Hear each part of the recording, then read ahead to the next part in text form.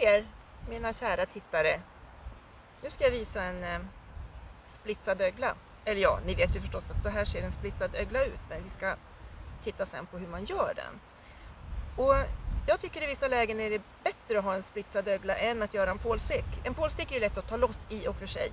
Men just i ena änden på förtöjningslinor så är det så himla praktiskt att ha en splitsad ögla och lägga runt knapen. Därför att det blir liksom mindre rep som håller på att trängs där runt knapen.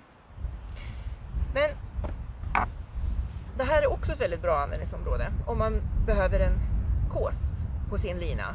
Alltså en sån här förstärkning i öglan som gör att den inte skaver av så lätt. Det kan ju vara skönt att ha till exempel om man har knutit fast ett ankare som ligger länge under vatten. Och då vill man ju verkligen vara säker på att det inte skavs av här. Skulle man göra en pålstek här, ja, men det skulle vara svårt att få det att bli lika tajt och smidigt som det här är. Om man sen då blir väldigt förtjust i att splitsa linor och vill göra det överallt så kan man ju göra det på sin fender också. Att man stoppar in linan i fendern och så splitsar man fast det så blir det ju väldigt, väldigt snyggt. Den här håller man ju inte på att byta ut så att det kan ju mycket väl vara en fast ögla som sitter här. Och nu ska vi titta på film. Nu ska Evelina från båten Sunnan, matros på båten Sunnan, hon ska visa hur man gör när man splitsar öglor. Så välkommen! Så vi ska ta och splitsa ett öga på den här kroppen.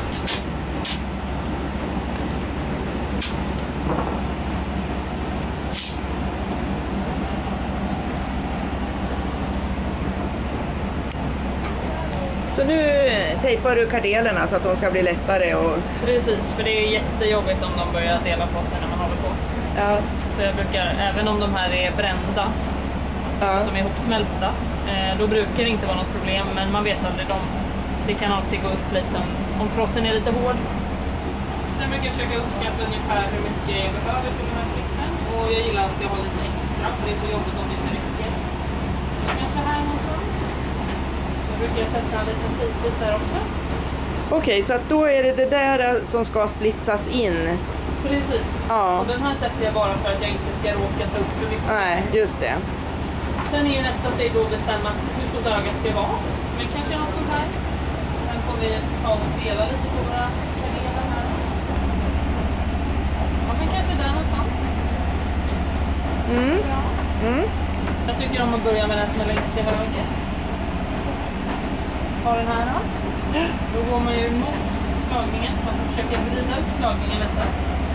Så tar man sin utvalda kaner.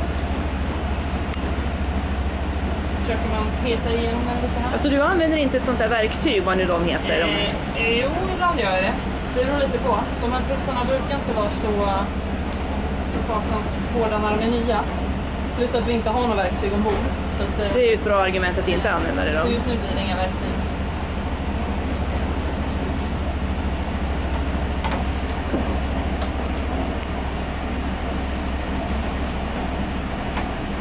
Jag drar in ett mycket bara kan. Sen kommer den sträckas ut lite. Det var mitt första instinkt. Då går jag vidare till nummer 2. Och det brukar jag ta sånt där som blir mitten, så att säga. Om man bryter upp nästa kanel lite.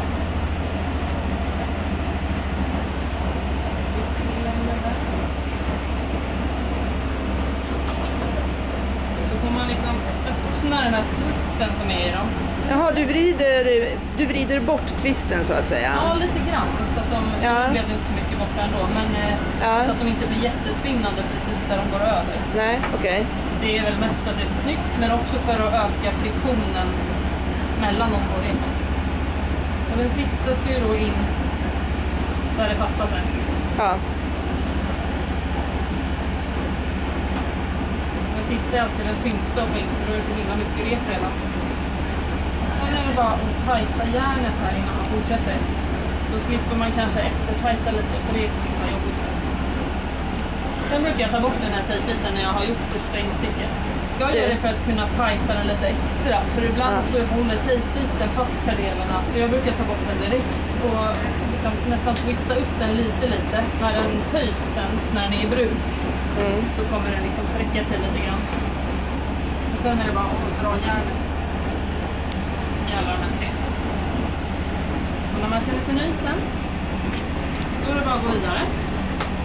Nu ser man att har man gjort rätt så är det väldigt symmetriskt och fint. Precis, just det. Det ser man ju att de går ut som en liten stjärna. Precis. Där. Och man kan tänka att där en kardel går in kommer den andra ut. Så de är liksom alltid två kompisar. Och nu har vi gjort ett instick. Och för att en split ska hålla så ska man ju göra 3 stycken med varje då. Men när det är såna här tjocka rep att de ska hålla mycket, då brukar vi ta några extra så där för att vara säkra. Så jag ska göra 5 instick med varje sån här kardel. Så nu har jag gjort 1. Och vilken jag börjar med sen spelar ingen roll. Jag bara väljer den. Jag går över nästa slagning och så in under nummer 2.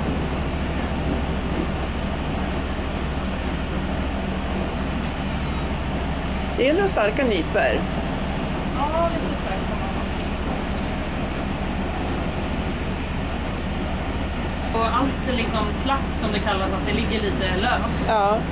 Det kommer ju sen sträckas ut när man lägger last på den. Ja. Så det blir en sämre hållfasthet om den är väldigt lös. Okej, då har vi 3 med varje. Och hade det varit typ min fritidsbåt nu så hade jag varit nöjd med det. Men den väger lite mer, så då tar vi några extra bara för säkerhets skull. Ja.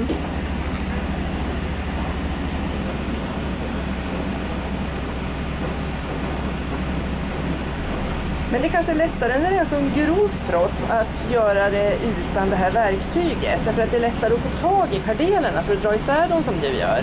Nej, alltså jag tycker att det beror lite på hur hårt slaget repet, hur tajt den här twisten är. I de här repen så är det inte så jättetajt. Och då funkar det ganska bra utan verktyg. Men är det väldigt tajt, då vill man gärna ha verktyg.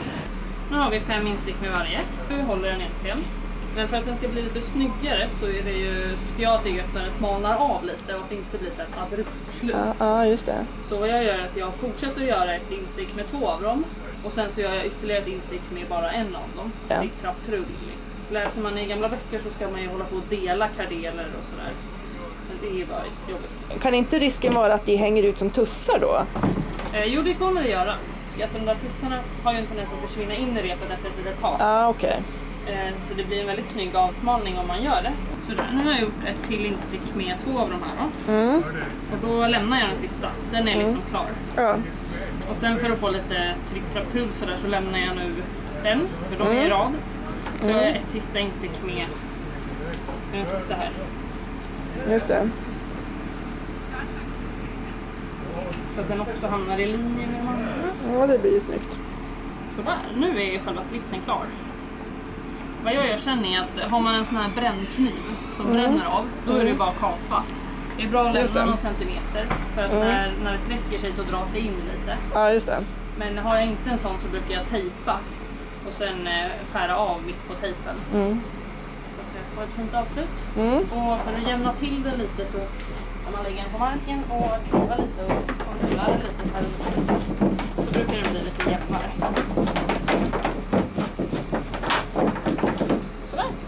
Klar.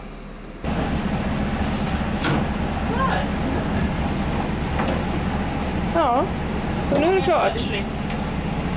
Och de där säger du ändarna nu, de kommer att krypa in när den börjar användas? Ja, lite grann så småningom. Ja. Men det är nice att de sticker ut lite också. För då vet man att den inte börjar krypa upp. Ja, just det. Då har man kontroll på ändarna. Precis. Ja. Ja, men du, tack för hjälpen. Om du tycker om min film så vill jag så gärna veta det. Var snäll och klicka på gilla-knappen eller prenumerera eller kanske till och med kommentera filmen så blir jag så glad. Tack på förhand!